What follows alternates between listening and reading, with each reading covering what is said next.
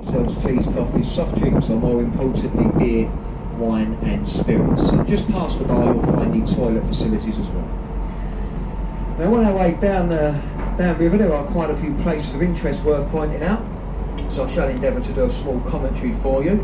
I would like to point out before we start, we are not professional tour guides whatsoever on these boats, okay? We are only members of the crew, so if I do make one or two mistakes, please do bear with me. You want to film it?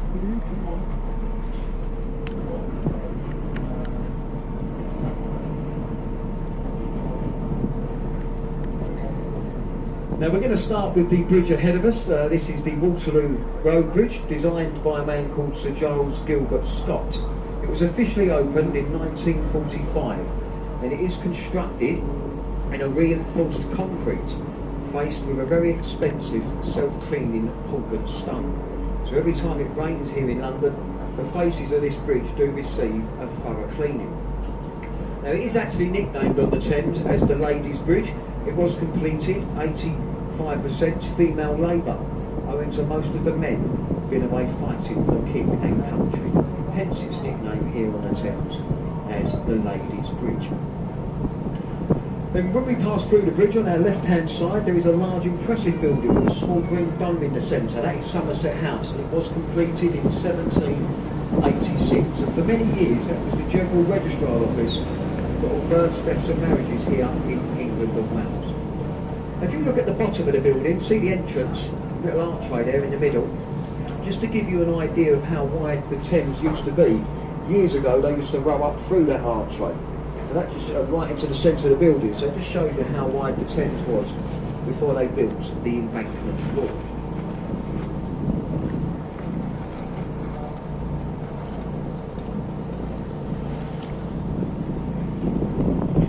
Now still on our left-hand side, slightly ahead of us to our left, you've got that large white ship, the Wellington.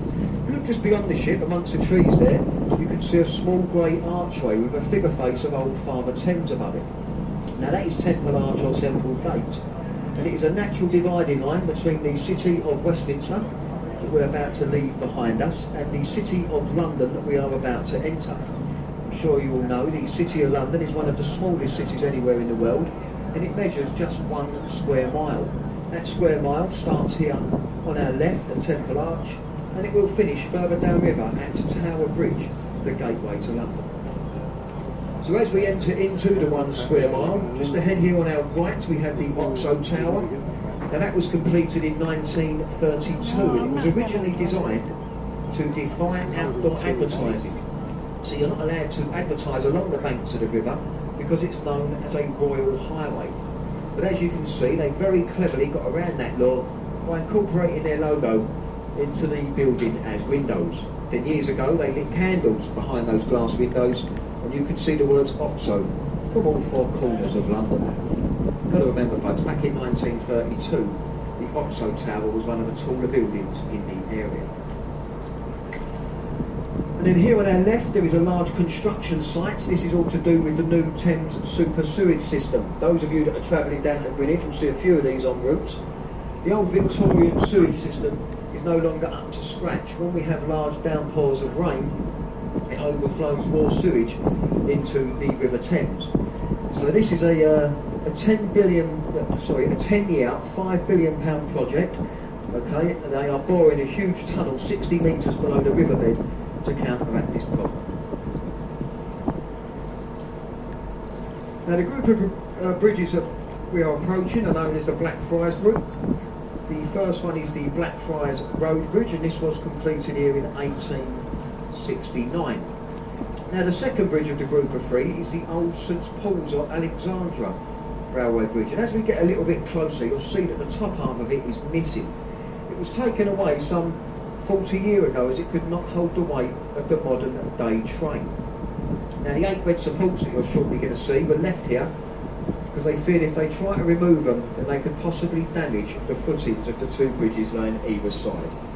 So they're here as a memorial to the man who built this first bridge, or railway bridge, across the Thames, and that was of course Isambard Kingdom Brunel. And the third and final bridge is the Blackfriars Railway Bridge.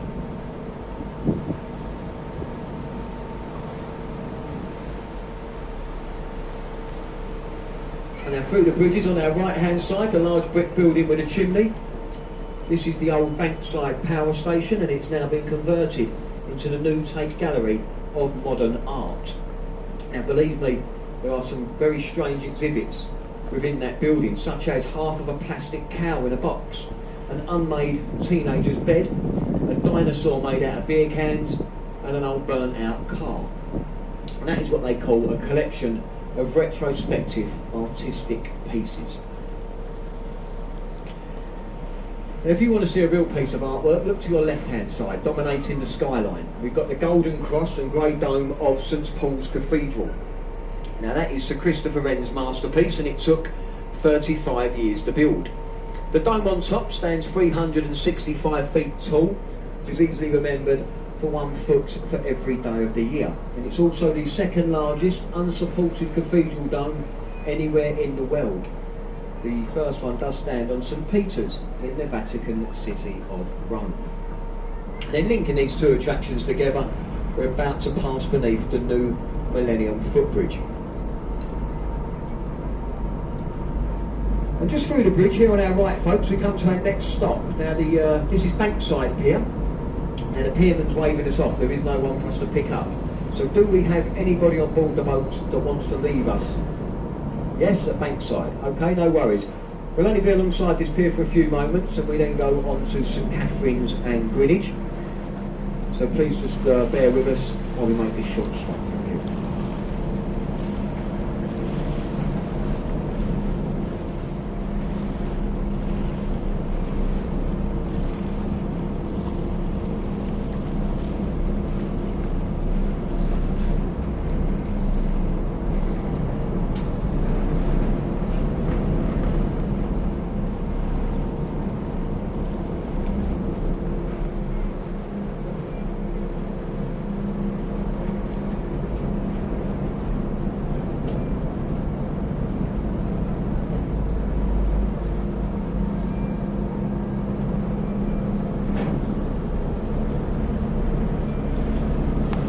Thank you.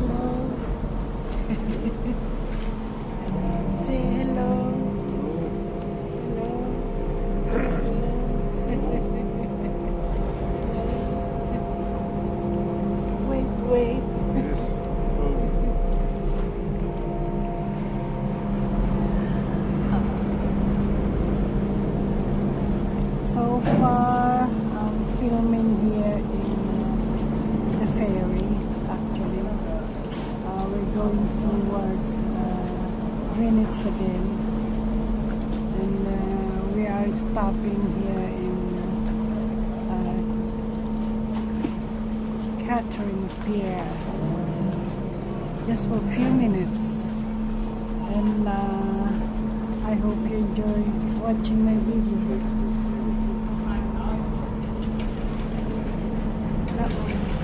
This is actually, I'm just gonna close it up. Yeah. This is the Shakespeare, like a globe, a theater. It's which is a reproduction of his home, probably. That one with all the trees in the front. Hope you enjoy it. I'm just gonna close it up a bit more.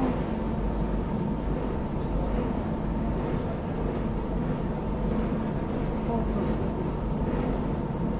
I think we're going to go quicker now.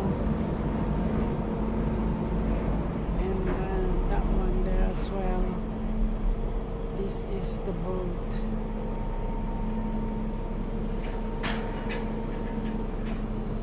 Now we're going again.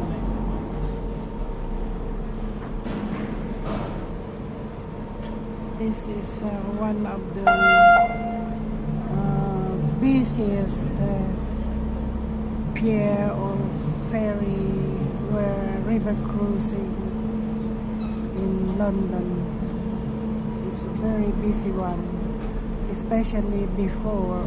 In a normal time, before the lockdown, this. Okay folks, we're now going to leave this is Bankside Pier and so continue on busy. with our journey. And as we leave the pier, if you look here on your right hand side, there is a large white round shaped building with a thatched roof on it. That is Sam Wanamaker's replica of the old Globe Playhouse Theatre. Now it has been built on the original Elizabethan site, and someone told me 2 years ago for the price of only £10, although they had to use the standing up area, you could go into that building and see an old Shakespearean play being re-performed. And if you look at the building, you'll see there's different levels to it, and every time you go up a level there's a man standing there with a box, and on that box is a figure, price you've got to pay to go up to the next level. At the end of the performance, those men take their boxes into a small office and count the money, and that is where that famous saying came from, box office.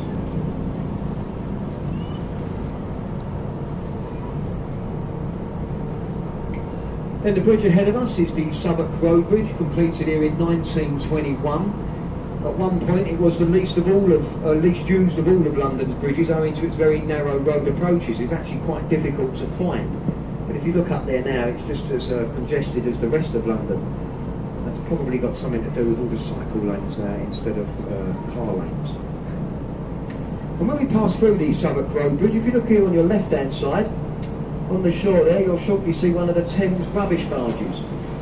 Now that's got large grey containers in it, and they are being stuck full of all of London's household rubbish. Then later on today, when that is floated, a tug will arrive here, and he will tow that barge downriver to a place called Belvedere, where there is a very large incinerator. And of course, if you burn that amount of rubbish, you're left with a very large pile of ash. And that ash is distributed to all the factories around the southeast of England that make brick, stone and mortar. So basically that's where our rubbish ends up, coming back into the city in the form of a breeze dock. This is like and then we're going through the Cannon Street Railway Bridge, and once through the bridge, just on our right hand side, amongst the buildings, is a fully wooden working replica of the Golden Hind. The Golden Hind was a ship that Sir Francis Drake sailed around the world under the secret orders of Queen Elizabeth I. At the moment. Now, although that ship is only a replica, it has actually retraced Drake's steps. It's been around the world twice, doing more mileage than the original. And that's been permanently moored there in the St Mary Overy wet dock for well over 20 years now, and is open to the public. When it's cooled down a little bit, I'm going upstairs. And then the bridge we're about to pass beneath is the new London Road Bridge. This was opened in 1973 by Her Majesty the Queen. It is the fourth London bridge to stand on or very near this site. Now the first one fell down, the second one burnt down in the Great Fire, and the third one was sinking into the Thames mud. So we took it down stone by stone, sold it to America for the price of £1 million, and that now spans Lake Havasu on the edge of the Arizona desert. And of course the fourth bridge that we're now passing on.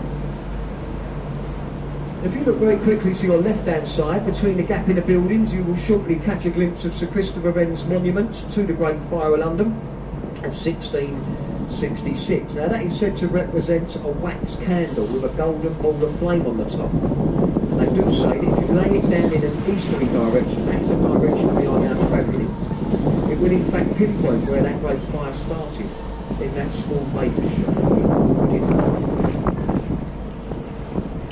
Still there to our left, the sandy coloured building here is the old Billingsgate Fish Market. The fish market has stood on that site for some 900 years.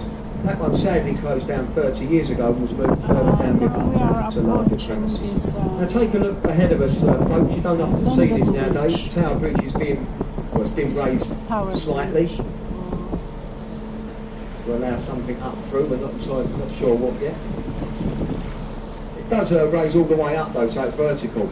And those bascles that you can see weigh 1,000 tonnes each. They are capable of being raised completely open in under 90 seconds if needed to allow larger ships in the upper port of London.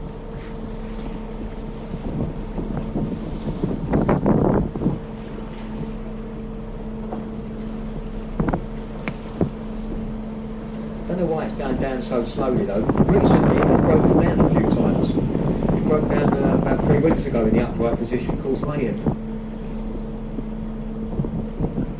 Now we're going to make a very short, unscheduled stop here at Tower Pier, okay? So please remain in your seats. We've just got to pick something up off of our boss.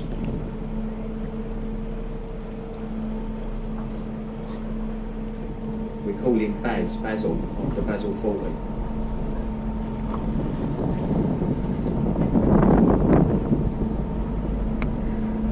But yeah, we're just going to make a very short, unscheduled stop to pick up this small parcel, and then we'll be straight on to St Catherine's. While we make this stop, to our right-hand side, or over your right-hand shoulders, we've got London's very own warship, the HMS Belfast, codenamed C-35.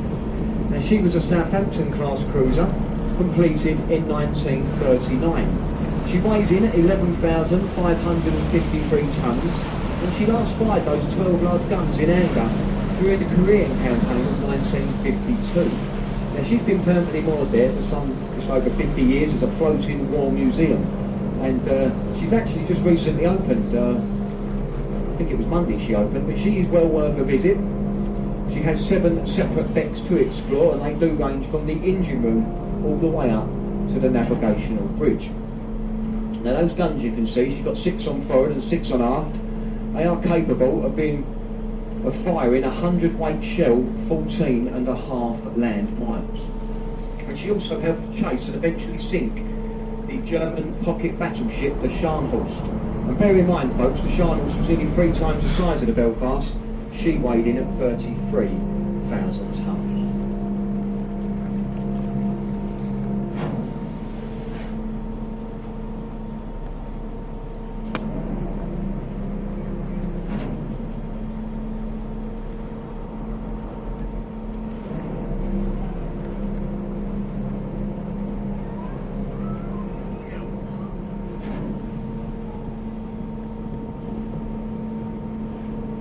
Okay folks, if you do have children downstairs, please do be careful with those windows. They are huge, they do slide open.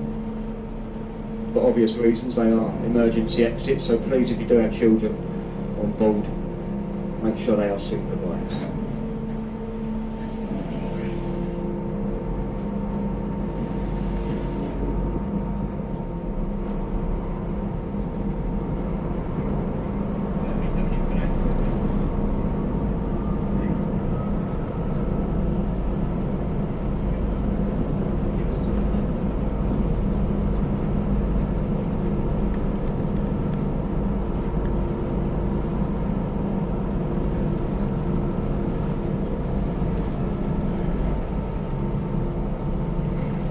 Then if we look here on our left-hand side, we have the world-famous Tower of London.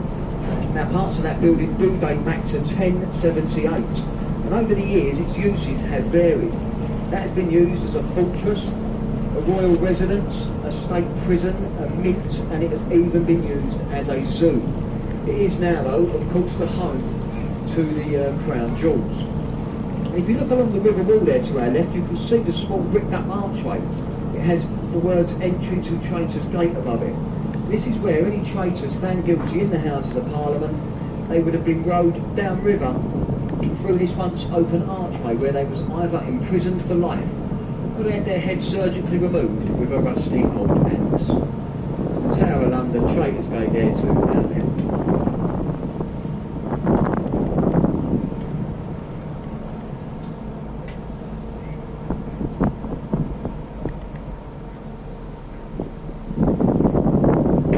We're about to pass beneath arguably one of the most famous bridges anywhere in the world. This is the Tower Road Bridge, designed by a man called Sir John Wolfe Barry in 1894. The towers either side of us, they house the machinery for the lifting of these 2 central lower bascles, which you witnessed only a moment ago. And like I say, they weigh 1,000 tonnes each and can be raised in under 90 seconds. Now, it's the only bridge anywhere in the world to be registered as a ship and not a bridge. It has to have a captain, an engineer and a mate on board at all times. And as we pass down through the bridge, we just left the 1 square mile city of London behind us, and we just entered effectively the second part of our journey, the second phase. We've entered an area known as Docklands. And as we enter the Docklands, over there on our left is St Catherine's Pier. Now this is a stop for us. This is for the Tower of London. Now if you are leaving us at St Catherine's Pier, folks, please do have a good look about. Make sure you have all of your personal belongings with you, okay? Don't leave anything behind to spoil your day. Thank you so much for watching my channel. I'm gonna end my video now. Hope you enjoy it. It's me, Passengers Josie for from Greenwich, please Gandaville. remain seated. We'll only be here for a few Bye-bye. moments. We then go direct to Greenwich. We don't make any more stops until we get to Greenwich. Now, if you are leaving us at St Catherine's Pier, folks, just a quick word about the commentary itself. As we pointed out back at Westminster, I'm sure you've worked out by now, we're not professional tour guides. So we try to point these places out, make the journey a little